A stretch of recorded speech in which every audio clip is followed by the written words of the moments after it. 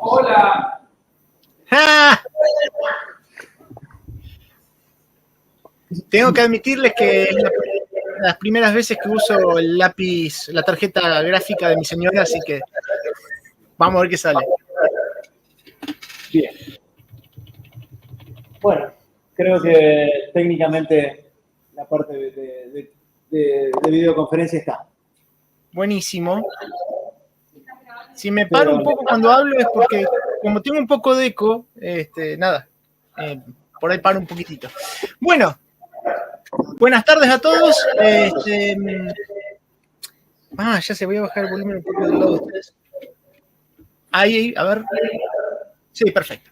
Bueno, mi nombre es Lisandro y antes que nada les tengo que pedir disculpas.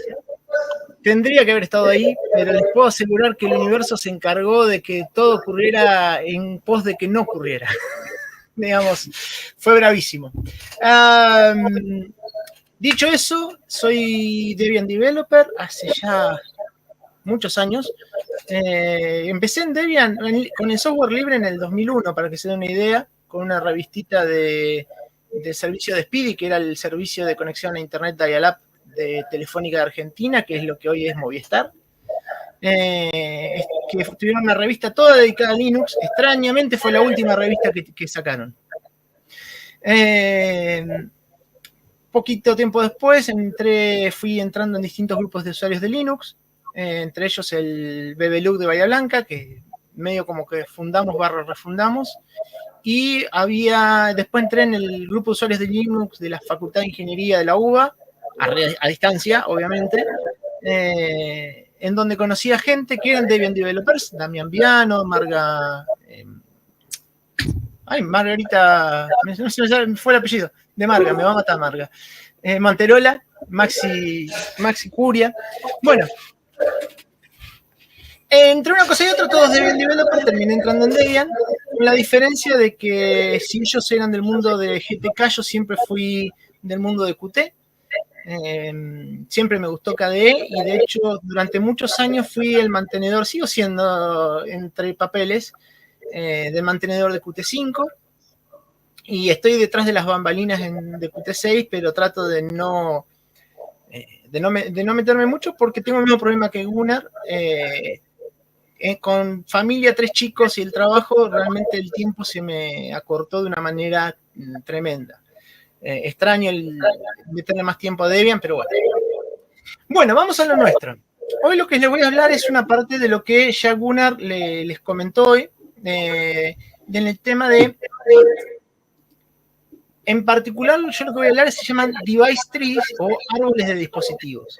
Les voy a pedir desde ya disculpas si uso muchos términos en inglés, pero esto es parte de mi trabajo, generalmente lo hago en inglés, entonces los términos me salen generalmente en inglés. No tengan miedo en preguntarme si no me entiendan algo. Bueno, cuando nosotros agarramos una PC, por ejemplo, la armamos nosotros, ¿bien? Ponemos el motherboard, ponemos el CPU, ponemos la memoria, ponemos los discos, la fuente y alguna que otra cosa más, prendemos, instalamos el sistema operativo y de pronto, con un poco de suerte, todo anda. Se detectó la placa de video, se detectaron los puertos USB, se detectó la placa de sonido, se detectó un montón de otras cosas. Eso en las máquinas de escritorio es normal porque tienen una electrónica que permite la autodetección de cosas. Una placa PCI, por ejemplo.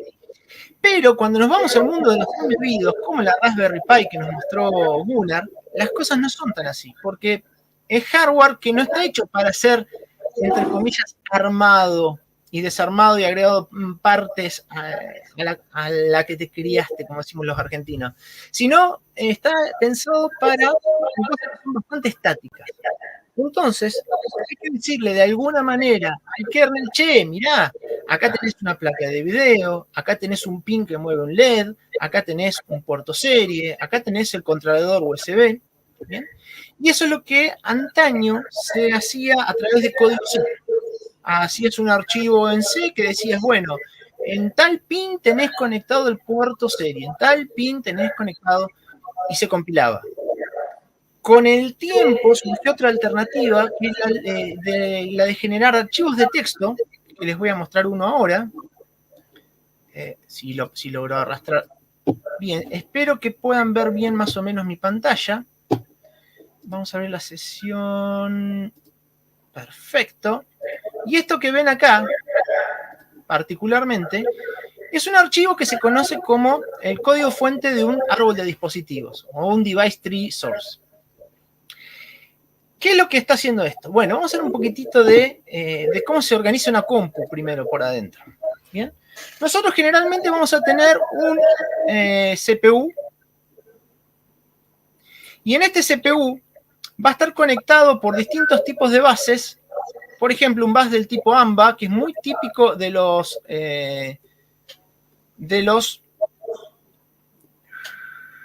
¿Puedo bajar un toque la resolución de mi pantalla? ¡Qué buena pregunta! A ver. Display.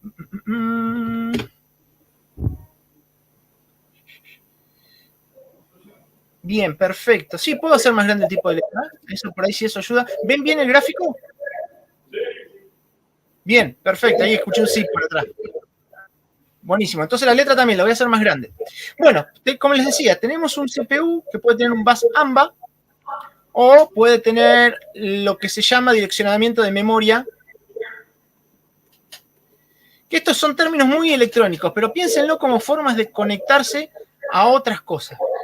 A su vez, dentro de este bus, uno puede tener algo como, por ejemplo, un host USB, que no es otra cosa que la electrónica en donde nosotros vamos a enchufar nuestros dispositivos USB, un mouse, un teclado, y justamente en este hub USB nosotros vamos a poner nuestro dispositivo USB, uno o varios. Puedo tener uno acá, puedo tener otro acá. Bien. Ahora, si ustedes miran esto, más allá de que está dibujado horrible, pueden ver que esto se va formando un árbol. ¿Vieron? Como tiene una forma de árbol. Bueno, eso mismo es lo que vamos a tratar de describir en un archivo de texto para decirle al CPU, o sea, decirle al kernel, hey, tenés tal cosa enchufada en tal lado. Bien, para eso voy a trabajar con dos tipos, les voy a mostrar otro tipo de placas. Algunos les mostró las Pi, que son una placa hermosísima para hacer un montón de cosas, pero también existen este otro tipo de placas, como por ejemplo, acá deben, si no me equivoco, deben estar viendo una plaquita que tiene un procesador, una memoria RAM, una memoria flash y una placa Wi-Fi y otras cosas. A su vez, estas se conectan en una placa base, como es esta acá está misma plaquita que vimos antes, conectada en esta placa base que le extiende la funcionalidad. ¿Qué es lo que estamos viendo? Bueno, vamos a hacer un archivo nuevo y lo que estamos viendo es lo siguiente. Generalmente hay dos formas de trabajar con embebidos. Una son con los sistemas que están autocontenidos, como puede ser la RPi, o los sistemas en donde tenemos una placa que se le dice System on Chip, a la cual se le conecta un... Ups, qué feo me salió. Un carrier. Un carrier board. Entonces, ¿qué nos permite esto? Esto nos permite tener mayor flexibilidad a la hora de trabajar con el hardware. Pero, por supuesto, este hardware lo tenemos que, otra vez, describir. Vamos a eso. Con un poco de suerte terminé con los dibujos. Bien, les muestro...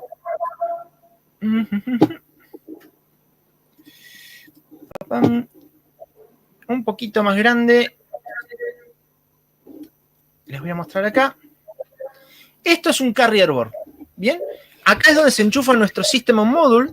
En este caso en particular, en estos tres conectores se pone la placa, que la placa va a tener lo que se llama System on Chip, que vendría a ser un mismo silicio que tiene el CPU y muchos controladores integrados. Va a tener la RAM, la flash, etc. Bien. Yo tengo uno de estos acá en mi escritorio que hoy se los quería mostrar, pero como no puede ser de otra manera, el OBS me andaba bárbaro hasta que apagué la máquina y ahora aprendo la máquina y hace un segfault. Nada, cosas que pasan, me pasa por usar Debian inestable, así que bueno. Volviendo a esto, perfecto, ya le voy agregando al texto. Discúlpenme. Bueno, vamos a ver un poquito de cómo son los... ¿Cómo está el texto ahí? ¿Lo ven bien? Sí. Perfecto, buenísimo. De la misma manera que yo les contaba de que el hardware se organiza en partes, también el código fuente que vamos a usar para describir este hardware se organiza en partes.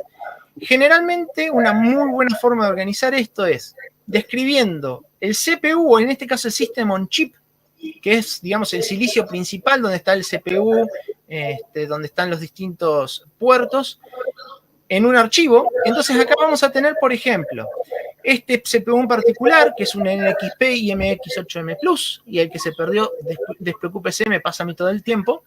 Tiene 2 placas Ethernet, tiene 5 controladores de GPIO, tiene 7 controladores I²C, 3 controladores de tarjeta MMC, 4 puertos series. O sea, es una bestia, tiene un montón de cosas.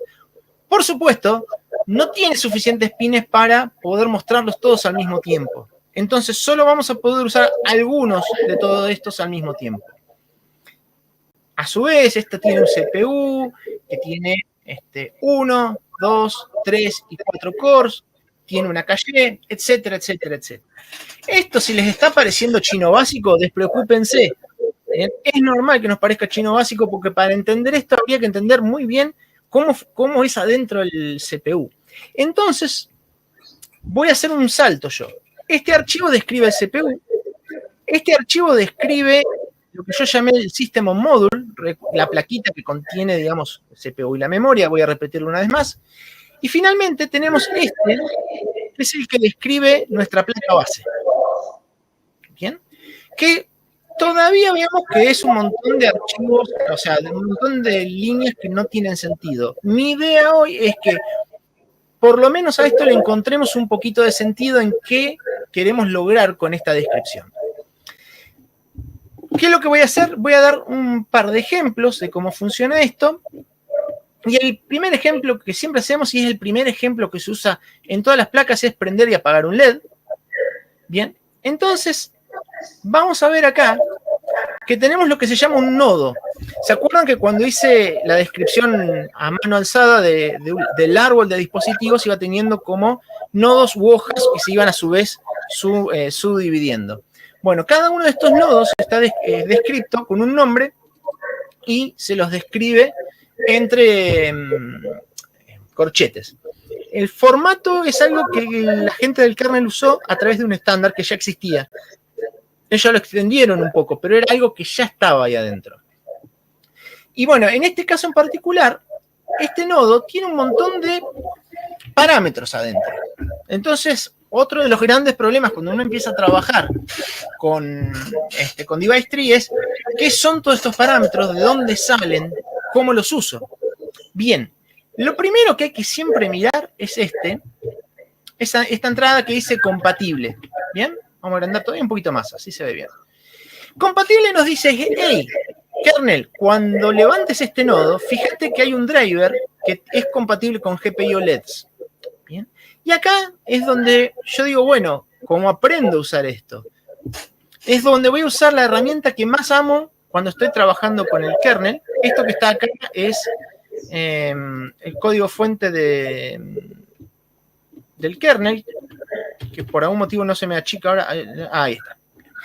Entonces, voy a usar esto que a mí me encanta, que es grep, y vamos a poner acá GPIO LEDs. ¿En dónde? En la documentación del kernel. Esperando un poquitito, porque es un montón de documentación, veo que acá hay un archivo YAM, Just Another Markup Language, pero es un archivo de texto, básicamente, que se llama LED GPIO, que dice compatible GPIO LED.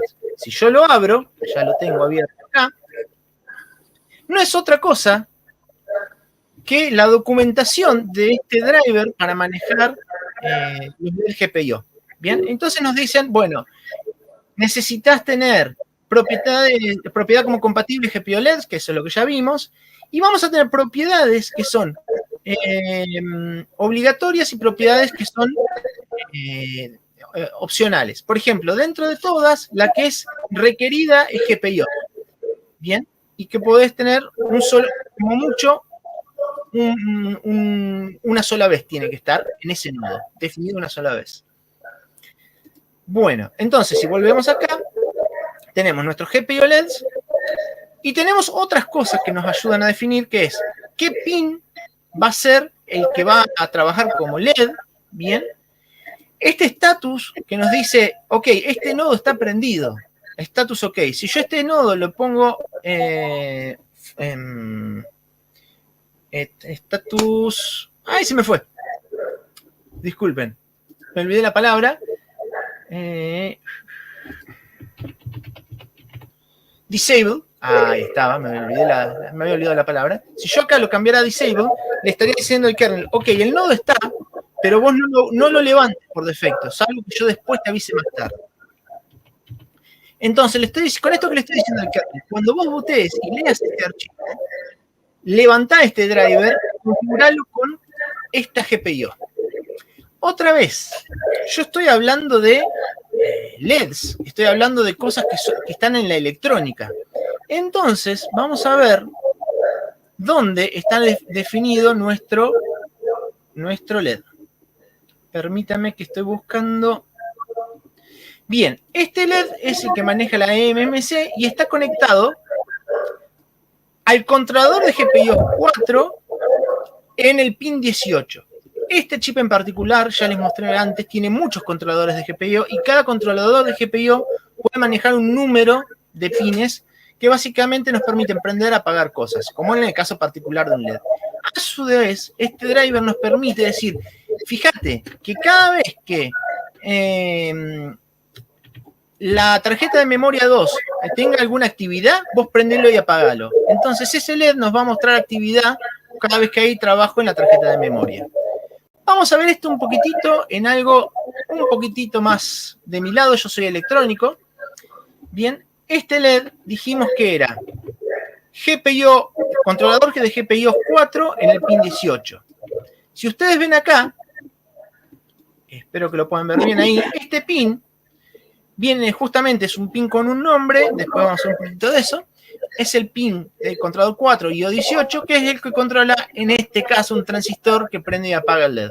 El transistor es meramente para una cuestión de energía, de poder manejar con potencia este LED.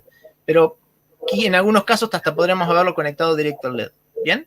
Pero básicamente es una llave que nos permite prender y apagar este LED que nos da la actividad de la tarjeta. Bueno, perdón, yo dije la tarjeta de memoria, en este caso es la actividad de la tarjeta de la memoria flash interna, de la eMMC. Me disculpa, me confundí por eso. Esto que parece un poco de lío, yo entiendo que es un poco de lío, son de esas cosas que a medida que uno empieza a querer tocar adentro, va aprendiendo y les va a pasar como a mí. Yo aprendí esto un poco a los golpes, viendo videos en YouTube, leyendo código fuente, queriendo hacer cosas. Y en un momento me encontré que de pronto alguien me dice, che, ¿cómo haces tal cosa? Ah, pero eso lo haces haciendo esto, esto y esto. Y me encontré y me dije a mí mismo, epa, de pronto estoy entendiendo esto, entiendo cómo funciona. Es un lío en el sentido de que en general todos estos sistemas son sistemas complejos, hay muchas cosas, pero una vez que uno aprende a reducir la problemática a exactamente lo que nosotros queremos ver, las cosas se vuelven más sencillas. Vamos a suponer ahora que nosotros queremos agregar algo más acá. Este de circuito que está acá es lo que se conoce como un expansor de GPIOs. ¿Qué es lo que hace? Supongamos que usé muchos pines de mi CPU principal, y necesito de alguna manera tener más pines para controlar otras cosas. Por ejemplo, en esta placa, todos estos pines los usan para conectar a botones de prendido y apagado. Por ejemplo, acá los van a querer hacer funcionar como teclas. Volver, subir el volumen, bajar el volumen, subir el volumen o ir a home. Lo que sea que se defina como home. Si yo les muestro esto acá ahora, son estos botones de acá. Bien, acá tenemos volver, acá dice up, este es el subir el volumen, home, down, este es bajar el volumen, Este botón es un reset que nada que ver con lo nuestro y esto es para aprender a apagar la placa. Pero estos 4 botones que están acá son los 4 botones que se conectan a este expansor de GPIOs. Y si ustedes ven acá, esto está conectado al micro a través de un puerto que se llama I²C, en particular el controlador 4 del I²C. Vamos a ver eso, cómo se expresa en estos archivos de device tree. Entonces, vamos a tener acá, justo me quedaba arriba, me quedó muy cómodo esto, otro driver que se llama GPIO Keys. Bien, básicamente es un driver muy sencillo en el kernel que dice, puede usar una GPIO, un pin que anda por ahí, como si fuera una tecla del teclado. Bien, entonces, este nodo que se llama GPIO Keys va a ser compatible con el driver que soporte GPIO Keys. Bien, va a estar prendido. Y acá adentro vamos a definir subnodos, vamos a hacer crecer el árbol, donde cada nodo va a ser una GPIO convertida en una tecla. La tecla back, la tecla up, la tecla home y la tecla down. Internamente le podemos poner, otra vez, podemos buscar la documentación. Si buscamos la documentación podemos ver, por ejemplo, que este driver soporta todos estos circuitos integrados que están en el mercado. Bien. Incluso muchas veces se da que, por ejemplo, estos son todos los que empiezan con TI, vienen de Texas Instruments. Hace muy poquitito, Texas agregó uno nuevo que tiene 20 GPIOs, soporte para 20 GPIOs, lo cual es mucho, la verdad. Y esto, generalmente estos drivers funcionan porque los fabricantes se dieron cuenta de que les conviene mantener soporte hacia atrás en sus integrados para que las cosas sencillamente funcionen. ¿Bien? Y ya Linux no es como antes, como cuando yo arranqué, que era una cosa rara que manejaban algunos, sino que suele ser su principal usuario para todos estos sistemas embebidos. Entonces, generalmente, los fabricantes mismos se ocupan de que esto funcione en Linux, lo cual es muy bueno para nosotros. Bien, acá otra vez en la documentación nos dice que, bueno, todas las cosas que podemos tener, podemos definir interrupciones. Bien, o sea que cada vez que ocurra algo en particular, el kernel le dé bolilla lo más rápido posible. Bien, podemos definir fuentes de poder, podemos definir un montón de cosas, bien, que nos permiten hacer mejor control de esa interfaz. Volviendo entonces acá, vamos a definir que la tecla atrás, vamos a llamarla back, va a representar un keycode que es el keyback. Esto es una definición del kernel donde se define cada tecla qué valor hexadecimal tiene. Bien, esto es como una macro en C, básicamente. Y nos va a decir que, mirá, la GPIO para la tecla back está en el expansor de GPIOs PCA 6408-1, y dice -1 porque tengo más de uno, ahora lo voy a mostrar, en el pin 7, y es activo con una señal baja. ¿Qué quiere decir? Que cada vez que el pin se vaya a 0 es porque alguien lo apretó. Finalmente, esta otra entrada nos dice que si el sistema está dormido y yo aprieto esta tecla, prendeme el sistema de vuelta. Bien, por ejemplo, si lo tengo suspendido, puedo hacer que cuando alguien apriete esto, me levante de vuelta el sistema. Vamos a mirar un poquito de vuelta el esquemático. Fíjense, para los que entiendan un poquito de electrónica, esto está conectado con un pull-up, es decir, que estas líneas por defecto van a estar en 1, y si vamos a buscar ese wback, vamos a buscarlo, vamos a buscar la siguiente, podemos ver que cuando alguien aprieta el botón, esta línea se va a ir a masa, es decir, se va a convertir en un cero lógico. Y como definimos en el device tree, cuando se convierte en un cero lógico, es cuando se activa la tecla. Entonces, este aparatito va a generar una interrupción, la interrupción B, que va a ir hasta al System on Chip, que va a ir a la placa, y le va a decir al kernel, ojo, algo importante pasó en tal lugar. Bien, entonces el kernel va y puede leer este dispositivo para actuar. Entonces, tenemos que de alguna manera también definir dónde está nuestra interrupción. Bien, eso está referido en el nodo del controlador. Vamos a buscarlo. Acá hay más usos con esto, por eso lo vamos a encontrar, pero acá tenemos el nodo de este controlador. Otra vez, este controlador de GPIOS usa un driver que viene de NXP y es el PCalc 6408, es el mismo integrado. Y no se extrañen que puedan ver una cosa como esta. Por ejemplo, podrían ver algo que sea así. NXP- vamos a suponer LIS 2334. ¿Qué quiere decir esto? Perdón, acá haría una coma. El kernel tiene la posibilidad de decidir si cuando va a levantar este nodo va a usar este driver o este driver. ¿Cómo es? Sencillo, si este está listado primero, va a intentar cargar este primero, y si no, va a ir por este otro. ¿Por qué pasa esto? Porque muchas veces, por ejemplo, vamos a suponer que existe un LIS 2334 de NXP. El LIS 23334 seguramente también usa el mismo protocolo que este para comunicarse, pero quizás agregue funcionalidad. Entonces, perdón, sería al revés. Soporte el mismo protocolo que el LIS 2334, pero agregue funcionalidad. Si este driver está, el kernel lo va a cargar primero. Si no lo encuentra, ok, trato de cargar este otro que sigue. Si no encuentro ninguno de los dos, cuando estoy booteando va a aparecer un mensaje de error diciendo no encuentro el driver. ¿Bien? Eso también nos permite tener más flexibilidad a la hora de especificar qué driver tiene que ser levantado, y también nos permite trabajar con un solo device tree source, un solo archivo de texto de esto, para varias versiones del kernel. ¿Bien? Porque puede haber una versión que tenga ese driver por defecto y puede haber una versión en donde ese driver todavía no esté. Bueno.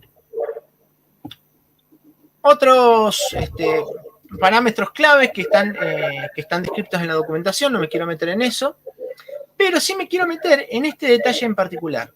Este nodo va a usar pines, ¿bien?, de un grupo de pines que se llama Pin Control PCA 6408, que va a tener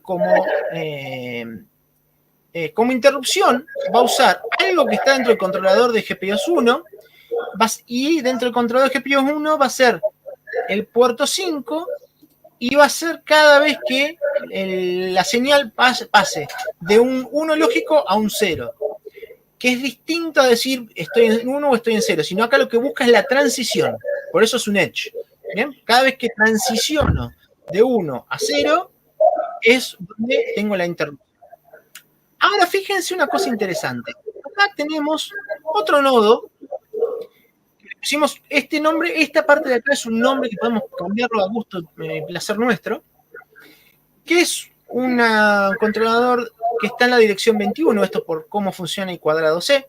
Otra vez son más anecdóticos, más para el que conoce cómo funciona el bus, que también usa el mismo driver, lo que le dice el kernel, ojo, o sea, los drivers tienen que estar hechos a veces para poder manejar más de un dispositivo de forma independiente.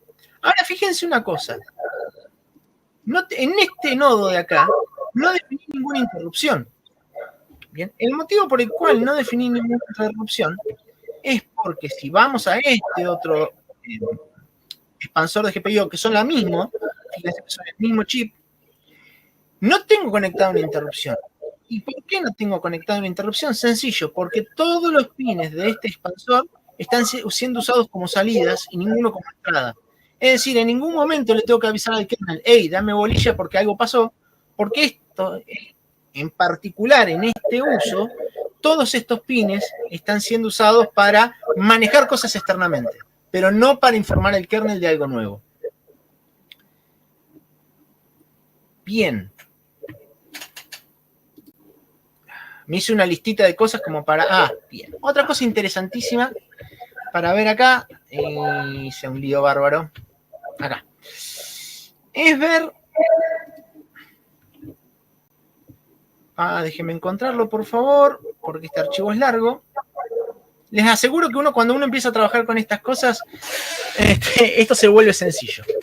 Bueno, todos estos chips tanto los System on Chips como los microcontroladores también, el que haya trabajado con microcontroladores seguramente también lo vio, tienen la particularidad de tener funcionalidad que puede estar en más de un pin. Por ejemplo, puedo tener un integrado de estos puede tener 3 puertos serie, y cada puerto serie no necesariamente tiene que estar conectado. Vamos, un puerto serie básico tiene un pin de salida y un pin de entrada, un pin de RX y un pin de TX.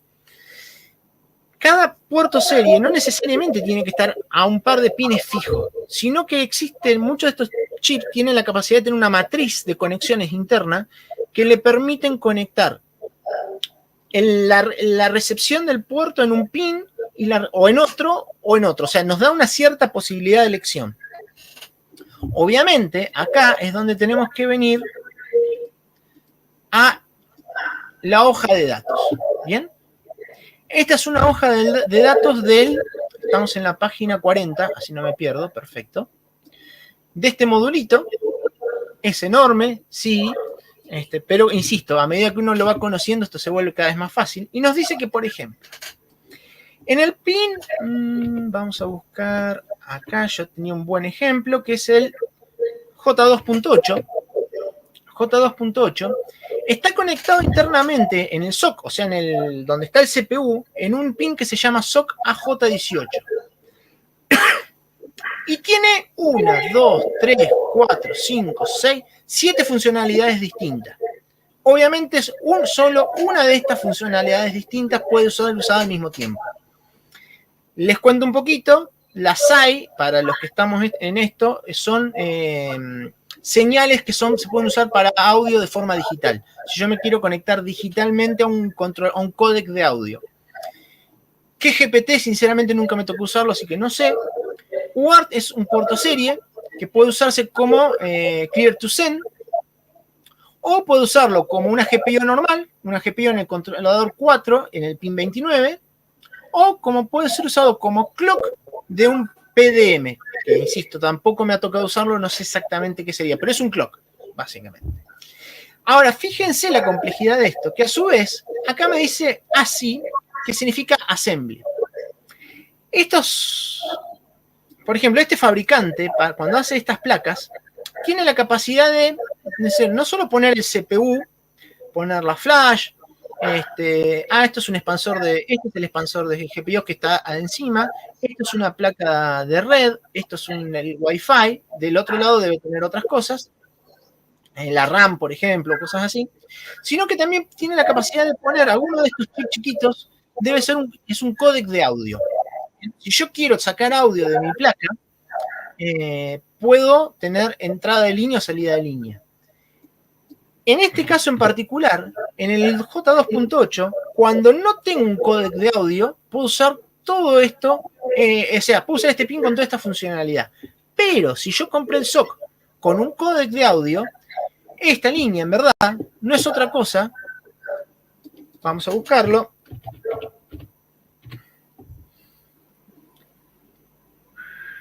Con la configuración de AC, o sea, de audio, no hay que tocar el PMUXing porque esto no es otra cosa que una de las salidas de audio. Me parece que estaba abajo. La entrada de línea del lado izquierdo. Bien. Esto es complejo, en especial cuando uno arranca, porque, insisto, son sistemas que tienen mucha integración, tienen un montón de cosas juntas en el mismo lugar. Pero a medida que uno logra ir separando los pedacitos y entendiendo cada pedacito aparte, sin volverse loco con entender cómo funciona el SOC en sí, o sea, todo el CPU en sí, uno empieza a disgregar la información, empieza a entenderla, y es un divide y conquistarás. Realmente lleva un poco de tiempo, pero con el tiempo uno puede hacer cosas muy interesantes. Bien. No me quiero extender mucho más de acá con la charla, por una cuestión de, a ver si los recupero a ustedes, así los puedo ver. Perfecto. Entiendo que esto las charlas están pensadas para, ¿cómo se llama? En general para gente que es nueva a Linux, pero yo les quería mostrar también algo un poquito más avanzado y donde se pone interesante. Antaño, cuando yo arranqué con Linux, las cosas eran más complicadas. Teníamos que tener cuidado, por ejemplo, cuando teníamos el SRT, de configurar bien la frecuencia, porque si no los podíamos quemar. ¿Bien? Hoy lo complicado, entre comillas, está todavía más abajo, dicen los estadounidenses, under the hood, debajo de la tapa. ¿Bien? Es como levantar la tapa del motor. El auto es muy lindo, muy fácil, hasta que uno abre la tapa del motor. Una cosa así, digamos. Hoy hay mucho de interés, mucho, pero mucho de interesante, y hay mucho trabajo en lo que es trabajando en estas cosas de, entre comillas, bajo nivel. Les voy a ser claros en otra cosa. Esto es algo que alguien que no tiene ciertos conocimientos básicos de electrónica, capaz le cueste más. No digo que no lo pueda hacer, pero le cueste un poco más de lograr que alguien que sí sabe electrónica. Yo, en mi caso particular, soy un electrónico que, por suerte, no hago un circuito.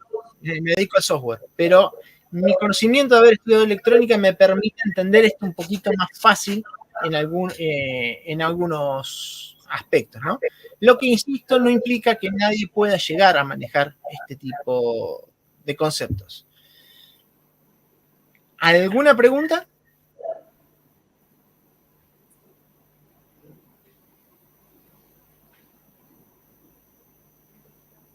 ¡Chachán!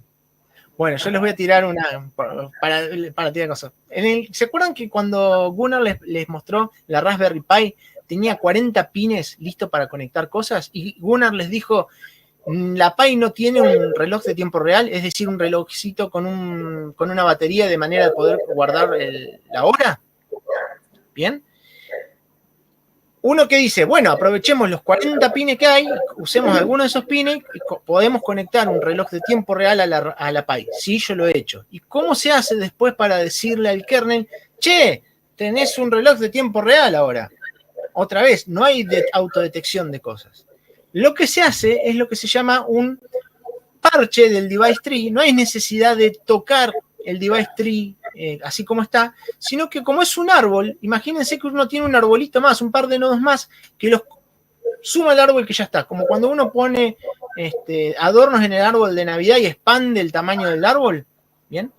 Este adorno es un pedacito, un fragmento de device tree que le dice al kernel cómo está conectado este reloj de tiempo real, en dónde está conectado, y uno se lo puede aplicar cuando el sistema bootea. Es decir, incluso con el sistema ya booteado, uno le puede agregar cosas al árbol. Generalmente no es buena idea sacarlas, pero sí agregarlas al momento de, en particular cuando uno arranca, pero se puede agregar generalmente corriendo. Espero hayan entendido algo.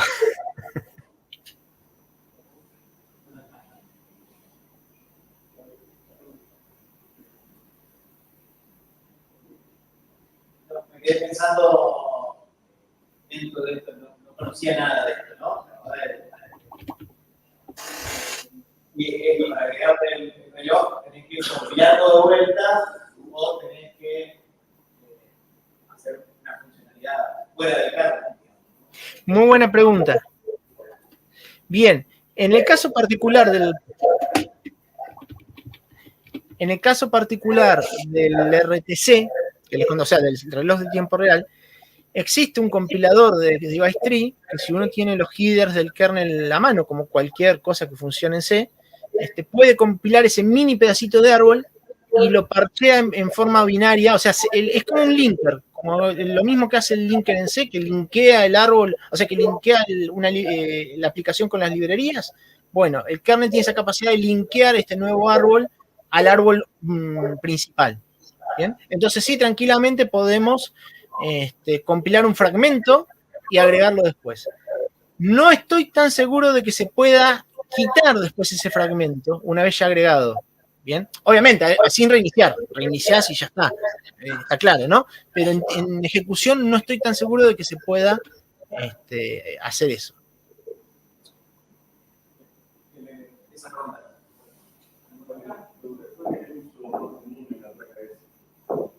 ¿Qué uso más común tiene esa placa de batería?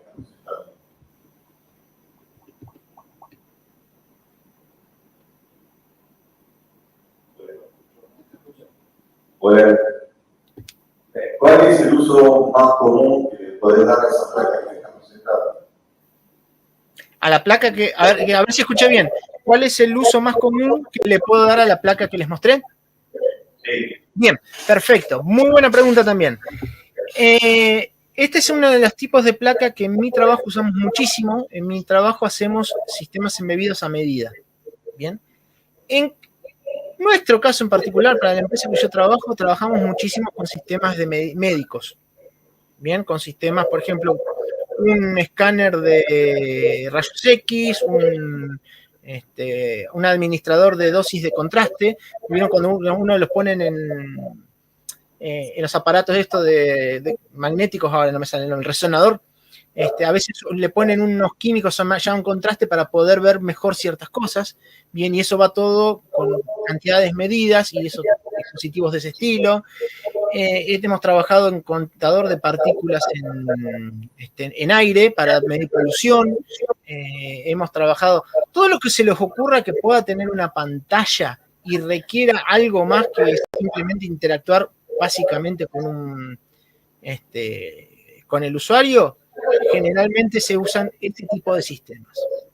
Ahora déjenme hacerles dos aclaraciones, porque la pregunta es buena en muchos sentidos. Imagínense una cafetera. No sé por qué a la gente le gusta hacer ejemplos con cafeteras.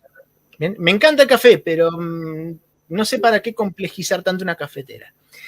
Una cafetera electrónica básica se puede hacer con un microcontrolador. Las cosas como son, con un microcontrolador uno puede manejar una pantalla y con muy poquito hace un montón de cosas geniales y un café muy rico.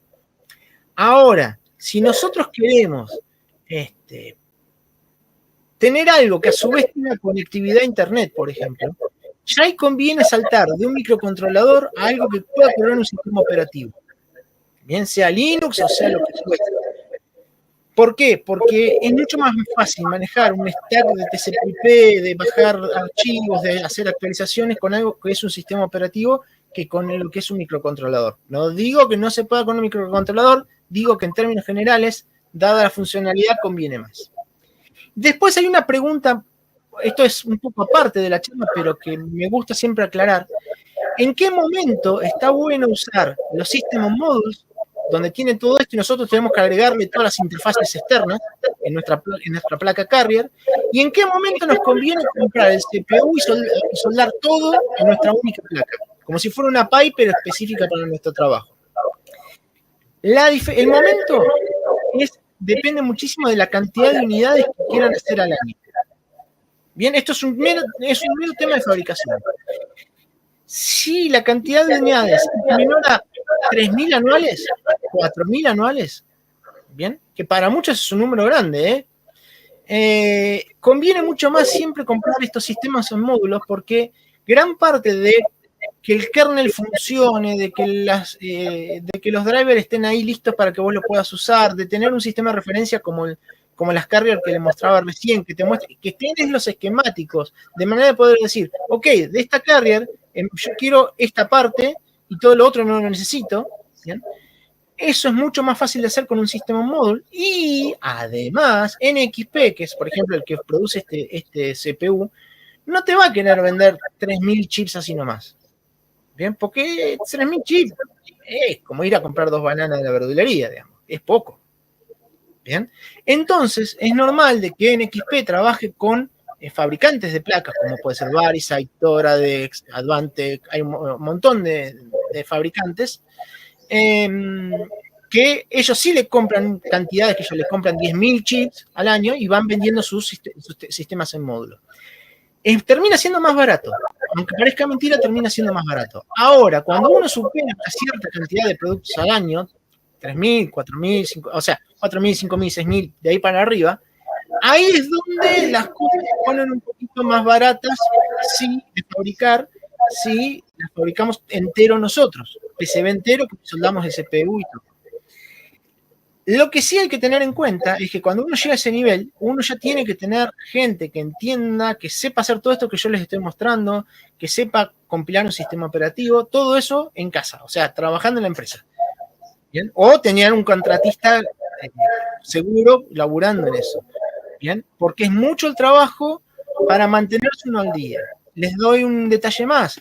con el Cyber Security, no me acuerdo lo que estuvimos trabajando en Uruguay, el Resilience Security Act de Europa, no me acuerdo bien el nombre, o lo que sería el equivalente del ANMAT en Estados Unidos, que es la FDA, ya están pidiendo cada vez más velocidad con respecto a lo que es parches de seguridad.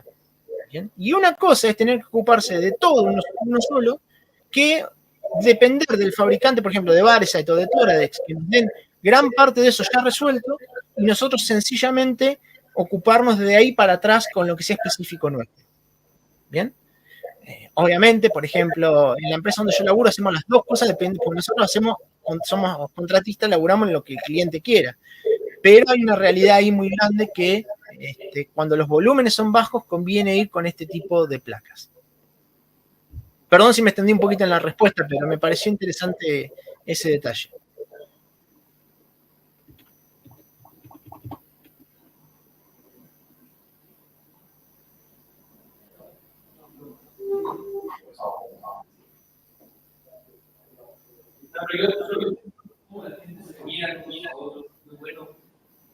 ¿Qué me dice que fue suficiente? Muchas gracias. Así que tomo yo esa tarea y te agradezco, lástima que no pudiste acompañarnos, pero pues vamos a intentar hacer más actividades como esta y a ver si en una de esas te logramos jalar más al norte. Termine muy bien el día.